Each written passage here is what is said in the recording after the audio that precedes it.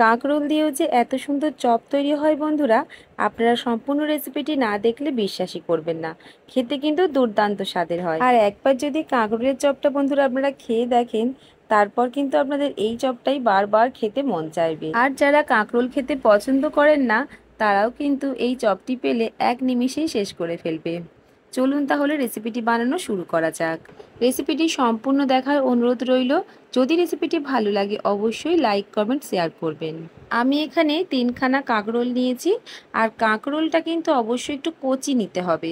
বেশ কচি কিন্তু কাঁকরোল নিয়েছি এখানে আমি। কাঁকরোলগুলোকে গাটাকে একটু ভালো করে ঘষে নিয়ে ঠিক এই রকম মাছ বরাবর করে কেটে নিয়েছি। তারপর কিন্তু আবারও একটা করে ফালি দিয়ে নিচ্ছি। এক একটা কাঁকরোল থেকে আমি 4খানা করে ফালি বের করছি। কাঁকরোলগুলো যতটাই বেশি কচি হবে ততই কিন্তু খেতে বেশি ভালো লাগবে।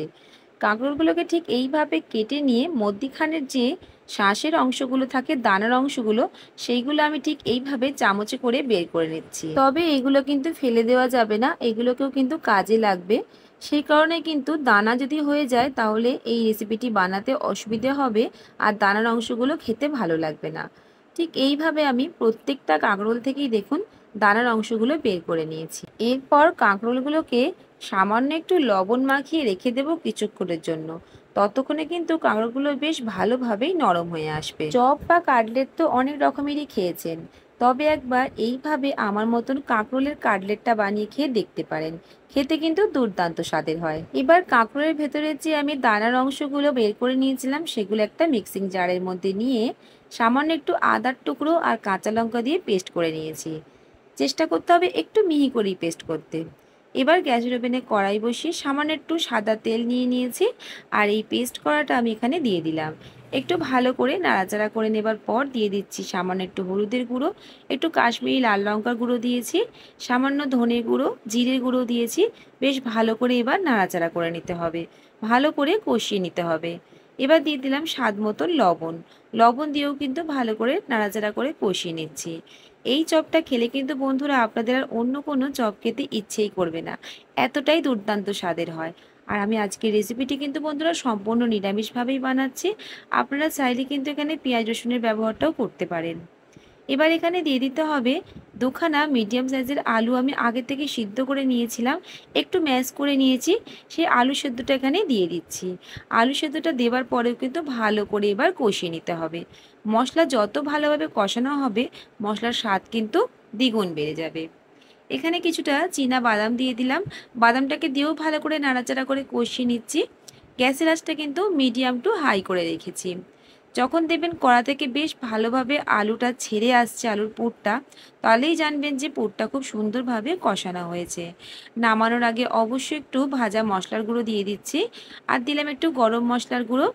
ভাজা মশলার মধ্যে রয়েছে ধনে, জিরে, মৌরি আর সামান্য শুকনো লঙ্কা। সেগুলোকে আমি হালকা শুকনো খোলায় ভেজে নিয়ে গুঁড়িয়ে নিয়েছিলাম, সেই মশলাটাই এখানে ব্যবহার করেছি। তারপর দিয়ে দিয়েছি বেশ কিছুটা কুচনো ধনেপাতা। ব্যাস এইখানে কিন্তু আমাদের পুর একেবারেই রেডি হয়ে গেছে। কিছুক্ষণের জন্য পুরটাকে ঠান্ডা করে নিচ্ছি। ততক্ষণে একটা ব্যাটার তৈরি করে নিচ্ছি।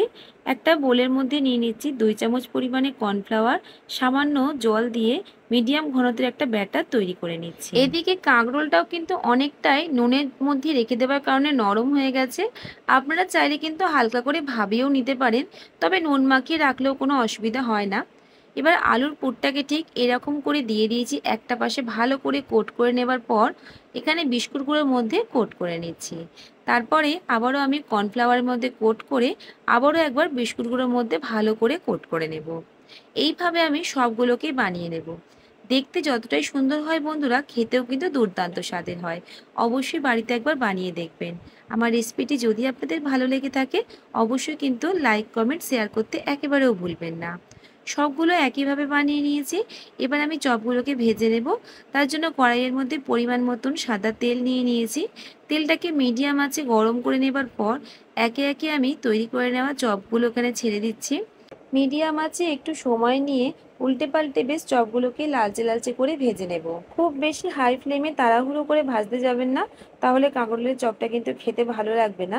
উপর থেকে লালচে হয়ে গেলেও ভেতর থেকে ভালোভাবে কুক হবে না। ঠিক এরকম গোল্ডেন ব্রাউন করে আমি ভেজে নিয়েছি। আবারও যেইগুলো আছে সেগুলো আমি একইভাবে ভেজে নেব। আর মাত্র 3খানা কাঁকরোল দিয়ে বন্ধুরা অনেকগুলোই কিন্তু এখানে চপ তৈরি হয়ে যাবে। খুব বেশি কিন্তু কাঁকরোল দেবার একেবারেও দরকার নেই।